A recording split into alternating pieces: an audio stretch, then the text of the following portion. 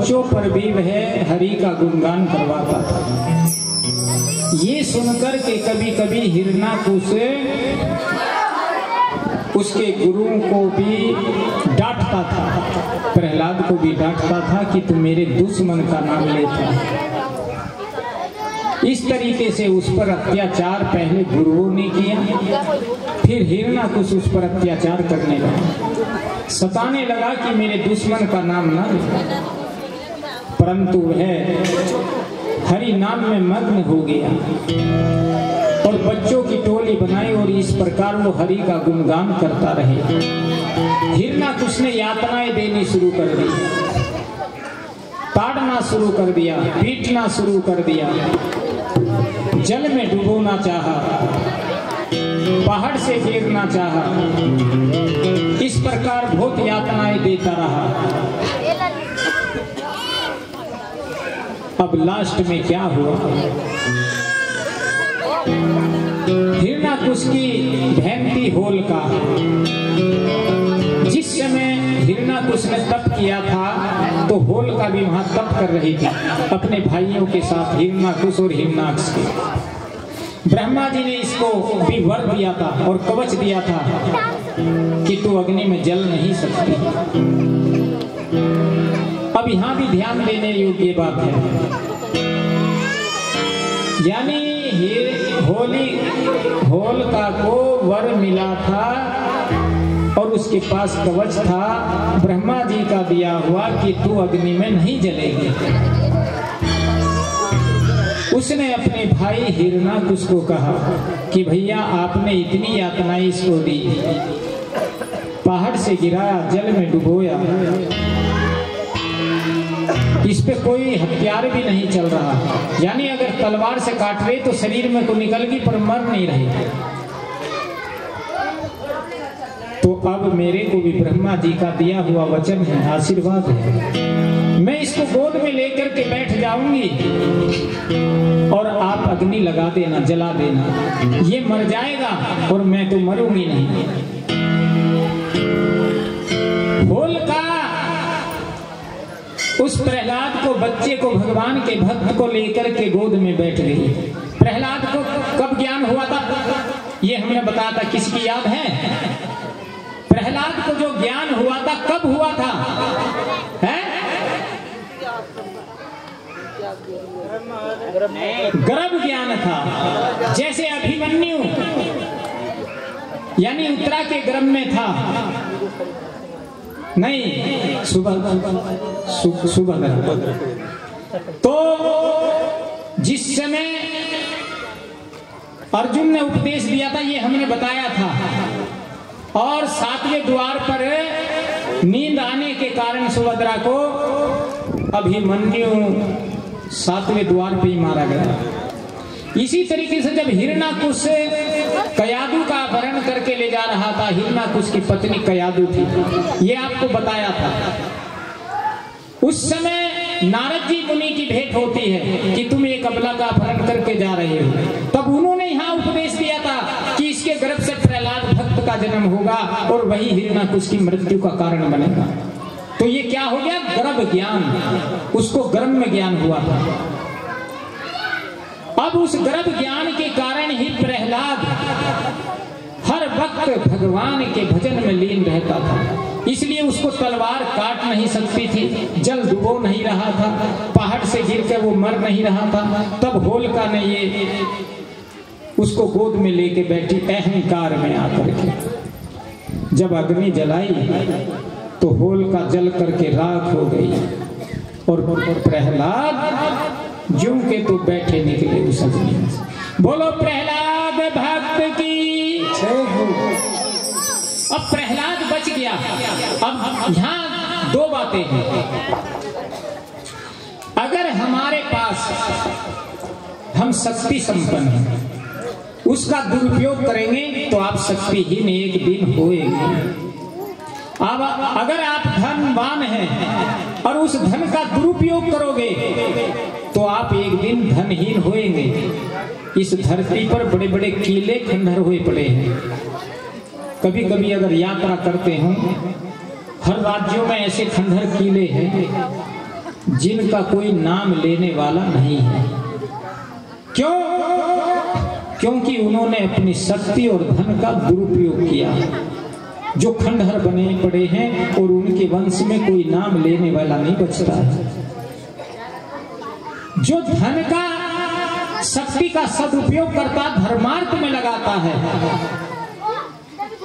उसके राज्य में भी बढ़ोतरी होती है, उसके वंश की भी बढ़ोतरी होती है, उसके धन की भी बढ़ोतरी होती है। और जो दुरुपयोग करता, अत्याचार करने में लगाता है, उसका सर्वस्व नष्ट होता चला जाता है। ये इस प्रहलाद के उदाहरण से हमको शिक्षा मिलती है। क्योंकि होलिका के पास कवच था, उसको ब्रह्मा जी का आशीर्वाद था कि अग्नि में नहीं जलेगी, परंतु वो उस आशीर्वाद को, उस कवच का दुरुपयोग कर रही थी एक भगवान के भक्त को जलाने के लिए। इसलिए वो जल करके राख हो गई और भगवान के भक्त का वो बाल भी बांका नहीं हुआ। बोलो भागवत भगवान की जय। अब ये दृश्य देख करके हिरण्याकुश लड़खड़ा गया। लड़खड़ाने के बाद में उसने कहा कि अब तो तू बच गया, परंतु मैं देखता हूं अब तेरे को कौन बचाने वाला। प्रहलाद ने कहा कि वो सर्वव्यापक है, वो सब जगह विराजमान है, वह आपके भी कर्ता धर्ता है, इस पूरे ब्रह्मांड के मालिक हैं, वे ही मारते हैं, वे ही जिवाते हैं, इसलिए मैं उनकी शरण में हूं। वे यहाँ भी विराजमान है कि यहाँ भी है कि हाँ। तो वहां पर एक खंबा था लोहे के। अब जब लोहे का खंबा था तो हिरण्याकुश ने उसको गर्म करवाया और कहा कि इस खंबे में भी तेरा भगवान है। कि पिताजी, इस खंबे में ही नहीं, वह सर्वव्यापक है, ऐसा स्थान धरती पर कोई नहीं जहां पर भगवान नहीं है, इसलिए तो वो सर्वव्यापक है। कि अच्छा, इसमें भी तेरा भगवान है? कि हाँ। तो उसने हथियार से तो मारना चाहा ही, और खंबे की ओर जैसे चला और उसको कहा कि गरम खंबे को पकड़, देखें तेरा भगवान इसमें से प्रकट होगा क्या।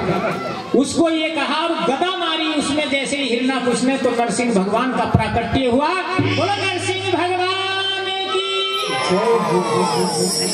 बोलो प्रहलाद भक्त की। अच्छे नरसिंह भगवान ने अवतार धारण किया। इधर बताएंगे किसके लिए किया वो। नरसिंह भगवान ने अवतार क्यों लिया है? हाँ, यानी प्रहलाद के लिए। अगर प्रहलाद ना अवतीर्ण होते तो हिरण्याकुश का भी अवतार नहीं होता। इसलिए प्रहलाद के लिए ही हिरण्याकुश का भगवान ने अवतार लिया, यानी हिरण्याकुश के रूप में आए और उस खंबे को पार करके गर्जना करते हुए बड़े जोर से धरती आकाश पूरे गूंज गए, सारे ब्रह्मांड में गूंज हो गई। ब्रह्मलोक, देवलोक, वैकुंठ सब में गूंज जाने लगी। उस गूंज को सुन करके देवता भी वहां पर दर्शन यानी देख रहे हैं। अब नरसिंह भगवान ने, शाम का समय था, आधा सूर्य मंडल में आधा भार, और हिरण्याकुश का रूप कैसे था? ना मानव थे वो, ना दानव थे, ना पशु थे, ना पक्षी थे। कितनों ने देखा भगवान हिरण्याकुश का स्वरूप? हाथ खड़ा करो।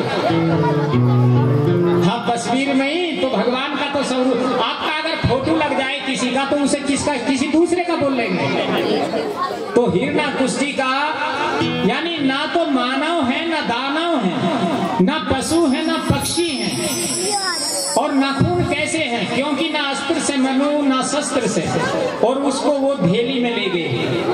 धेली, एक पैर अंदर, एक पैर बाहर, तब उसको कहा कि देख हिरणाकुश, हमारे को देख, हम मानव हैं कि नहीं, दानव हैं कि नहीं, पशु हैं नहीं, पक्षी हैं नहीं। अब देख, दिन है कि रात, कि ना रात है ना दिन, क्योंकि ना दिन छिपा, आधा अंदर आधा बाहर। और हम घर हैं या बाहर, कि आप भी घर भी नहीं और बाहर भी नहीं, एक पैर अंदर घर, एक पैर। कि जो तूने वरदान ब्रह्मा जी से प्राप्त किए हैं, अब उनका स्मरण कर ले। अगर किसी भी तेरे वरदान की हम यहाँ अवहेलना कर रहे हो तो मेरे को बता। कोई अस्त्र है कि नहीं, कोई शस्त्र है कि नहीं, शस्त्र भी नहीं, अस्त्र भी नहीं, तो कोई तेरे को जो वरदान मिला उसकी अवहेलना हो रही कि नहीं, सब मेल खा गया। उसी समय भगवान नरसिंह ने अपने नखूनों से एकदम उसका पेट फाड़ कर चीर कर दिया। बोलो नरसिंह भगवान की, बोलो प्रहलाद भक्त की, बोलो भागवत भगवान की।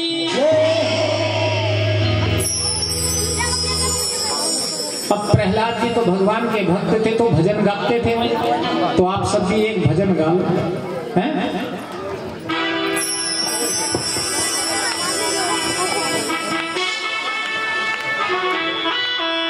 बोले बांके बिहारी लाल मोकिती का कोई तू जतनी करिले, मोकिती का कोई तू जतनी करिले, रोज थोड़ा थोड़ा हरि का भजन करिले, रोज थोड़ा थोड़ा हरि का भजन करिले। मोकिती का कोई मुक्ति का कोई तू जतन करेले, रोज थोड़ा थोड़ा हरि का भजन करेले, रोज थोड़ा थोड़ा हरि का भजन।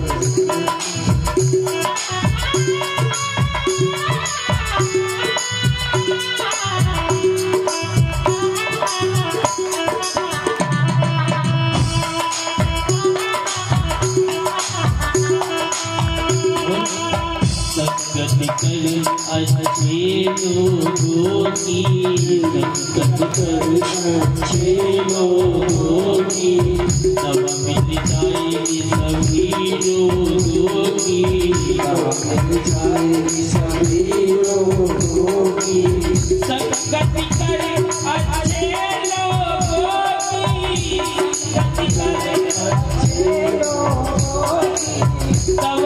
जाएगी, सभी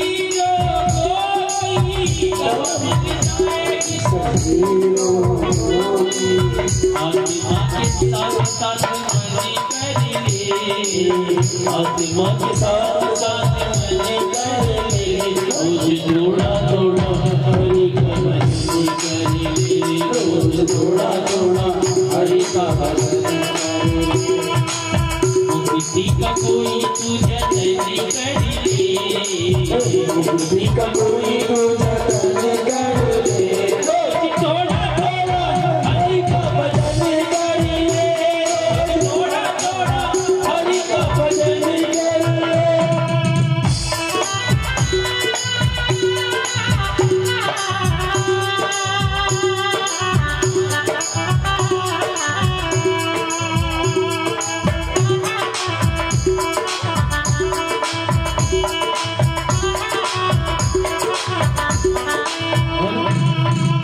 भक्ति करेगा तो बड़ा ही सुख पाएगा, भक्ति करेगा तो बड़ा ही सुख पाएगा, भक्ति से आत्मा का मैल छूट जाएगा, भक्ति से आत्मा का मैल छूट जाएगा, भक्ति करेगा तो बड़ा ही सुख पाएगा, भक्ति करेगा तो बड़ा ही सुख पाएगा, भक्ति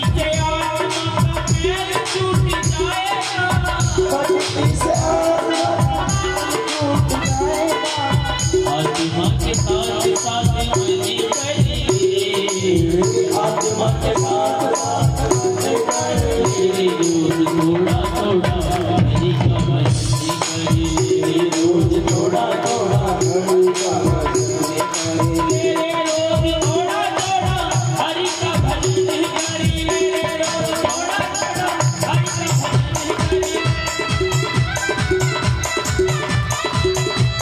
हरि का भजन करे, रोज थोड़ा थोड़ा हरि का भजन करे। बोलिबा के बिहारी लाल की, भागवत भगवान की।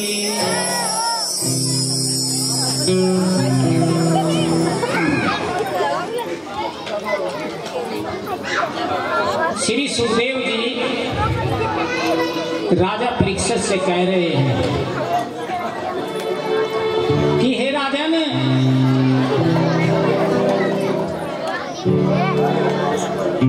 मनु शत्रुपा की लड़की देवहूति का विवाह कर्दम ऋषि से हुआ। कर्दम ऋषि जी बहुत बड़े तपस्वी थे, योगी थे। योग बल से उन्होंने एक विमान प्रकट किया।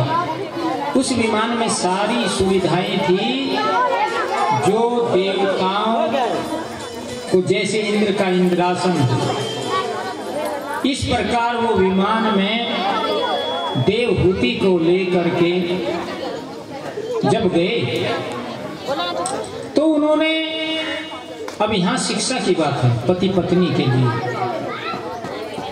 यानी कर्दम जी देवहूति को विमान में बिठा करके ले गए। उस विमान में सारी सुविधाएं थी और जब जाकर के उन्होंने देवहूति को कहा, आसन बिछा दिया और बैठने के लिए जैसे ही कहा, देवहूति सोचने लगी कि कर्दम जी मेरे पति हैं, इनके लिए आसन मेरे को बिछाना चाहिए था, परंतु ये मेरे लिए बिछा रहे हैं। अगर मैं, दो बात है, आसन पति ने बिछाया, बैठने के लिए पति कह रहे हैं। अगर मैं बैठती नहीं हूं तो पति के वचनों का अपमान है, और आसन पे बैठती हूं तो भी पति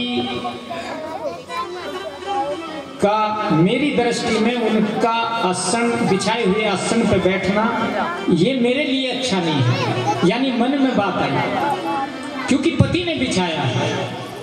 मन मन में चिंतन करने लगी और भगवान से प्रार्थना करने लगी कि प्रभु मैं ऐसी स्थिति में क्या करूं, कहां बैठूं। तो भगवान ने एकदम प्रेरणा उसके मन में दी। देवहूति के मन में आया कि नीचे बैठ, आसन पर न बैठ करके नीचे बैठी और अपना दाहिना हाथ आसन पर रख दिया। यानी आसन का इस्तेमाल भी हो गया, वो पति ने दिया है, और आसन पर बैठी नहीं, यानी उनका सम्मान हो गया।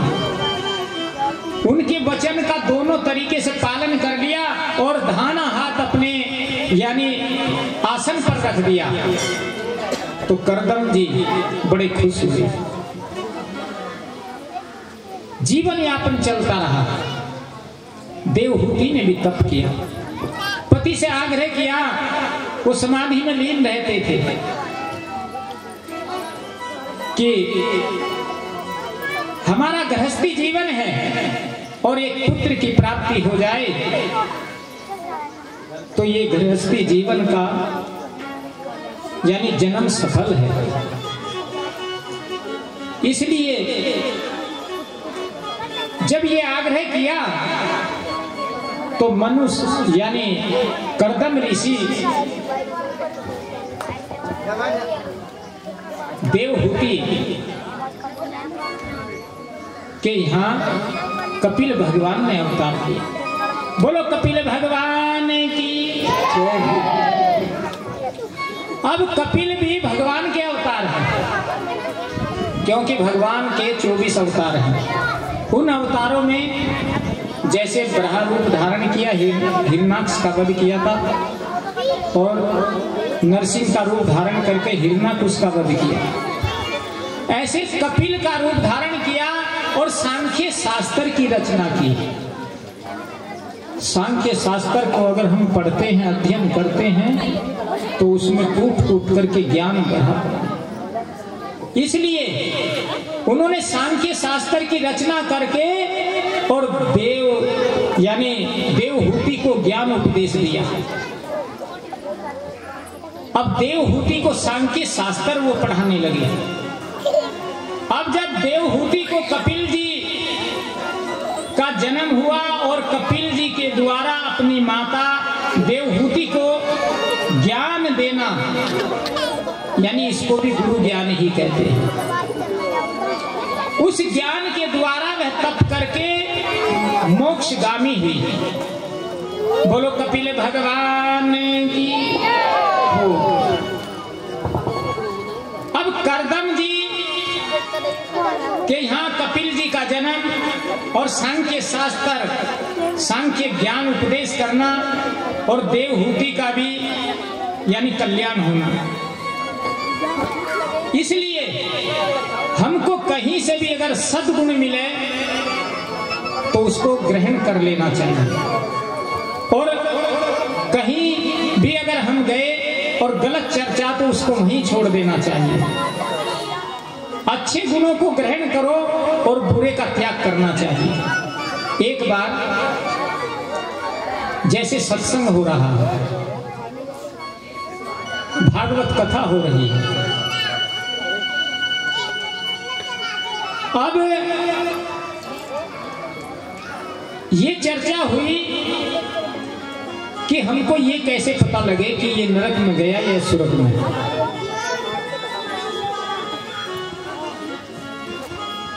तो उनमें यानी दो देवता स्वरूप उस सत्संग में बैठे हुए थे। ये मानव कल्याण के लिए एक ने प्रश्न किया, जो सत्संग फरमा रहे थे उनसे, कि हमें ये बताओ कि नरक में कौन गया, स्वर्ग में, इसकी पहचान क्या है।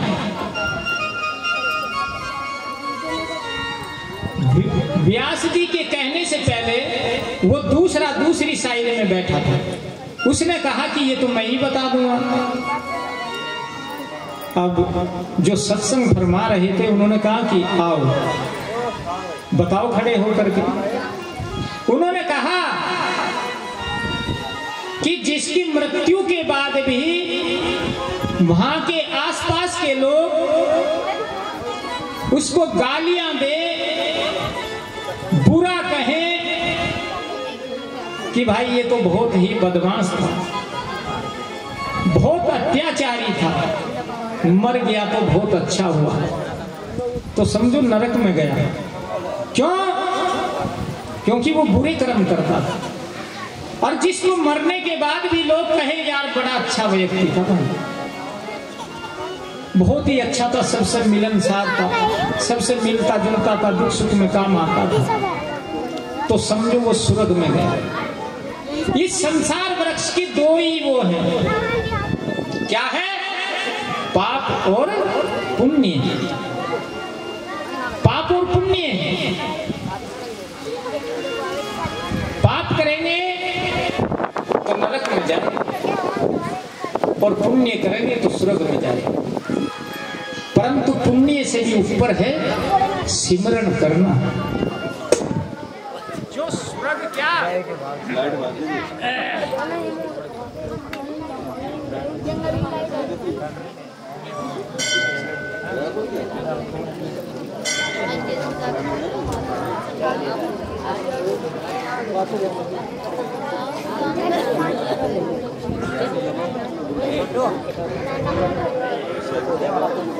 Right.